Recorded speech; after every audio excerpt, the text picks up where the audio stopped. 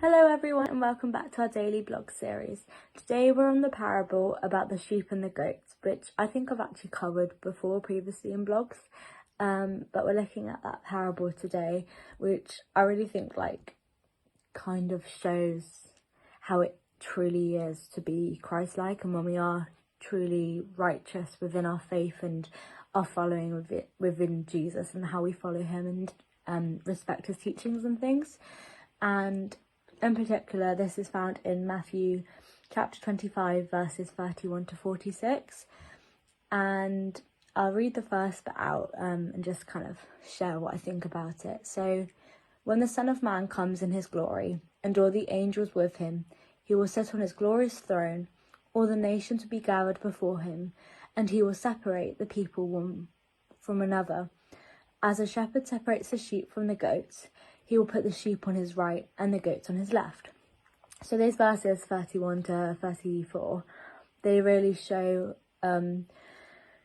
when the Son of Man, which obviously is Jesus, so that's kind of how he's described, when he truly sits on his throne, it kind of shows him in all his glory, and how it kind of shows how us as his people, we kind of get separated, but also in daily life, how we can kind of act like a sheep or act like a goat. So just to kind of again pick this apart, this whole all of these verses apart, when we are truly respectful and faithful to Jesus and within our faith, and I guess true to ourselves and one another as well, we're often thought of like a sheep.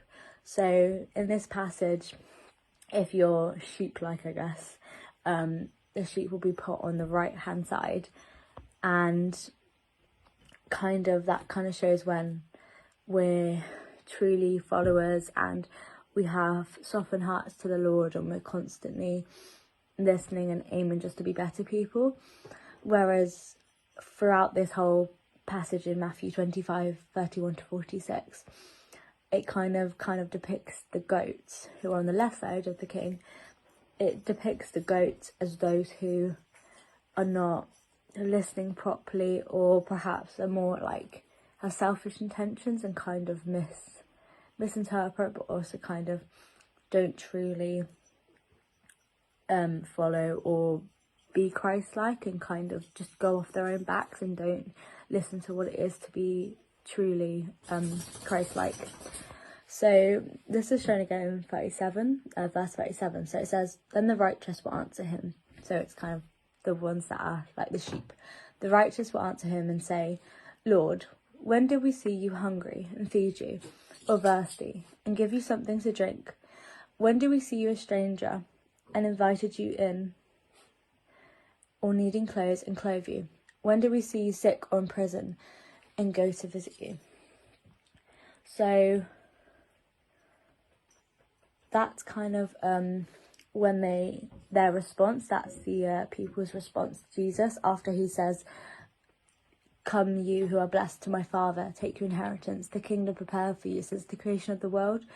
And it kind of Jesus is telling those on his right how when he was hungry and a stranger or needed clothes, they were open to letting him in. So it's kind of like how when we see a stranger, or perhaps a friend, and they're in need of food or drink or something, and off our own backs we're welcoming, and we're very, I guess, community-like. So for example, in the life of the church, perhaps when we are kind to strangers, or if someone is ill or feeling lonely, we just, I guess it's in human nature to be "Oh, do you need a chat, or can I help you out?" And I guess humbly, Jesus says, "Whatever you did for one of the least of these brothers and sisters of mine, you did for me." So it's kind of when we help out our brothers and sisters through Christ, we're also being respectful, and we're being Jesus. It's when Jesus does all these miracles, and obviously he is our ultimate saviour. So it's when we are kind to one another, and we are again sheep-like, we are living for Christ, and we're almost imitating the actions that Jesus does. Whereas it's quite stern, but when he says in verse 41, Then he will say to those on his left, 'Depart from me, you who are cursed, into the eternal fire prepared for the devil and his angels. For I was hungry, and you gave me nothing to eat. I was a stranger, and you did not invite me in. I needed clothes, and you did not clothe me. I was sick and in prison, and you did not look after me.'" So this again really shows how when we can be selfish, perhaps like we are hungry ourselves, but we know like our friends are hungry, but we're like, actually no, I'm more hungry than them.